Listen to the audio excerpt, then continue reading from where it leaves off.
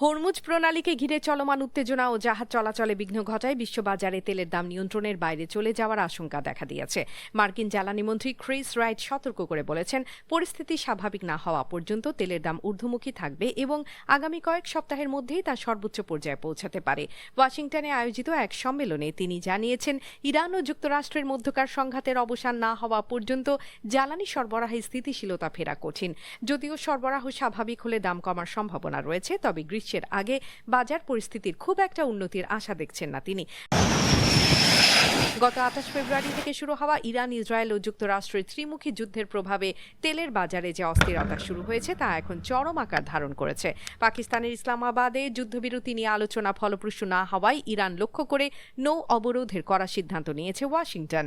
যুক্তরাষ্ট্রের central command বা CENTCOM জানিয়েছে, আরব ও ওমান উপসাগরে ইরানি বন্দরগামী সব জাহাজের ওপর এই কঠোর অবরোধ কার্যকর করা হবে। মূলত মধ্যপ্রাচ্যের এই রণংদেহী পরিস্থিতির কারণে সরবরাহ ব্যবস্থা ভেঙে পড়ার উপক্রম হয়েছে, যার সরাসরি প্রভাব পড়ছে বৈশ্বিক অর্থনীতিতে। বিশ্লেষকরা মনে করছেন, যুদ্ধের ডামাডোল দীর্ঘায়িত হলে তেলের আকাশচুম্বী দাম সাধারণ মানুষের নাগালের বাইরে চলে যাবে।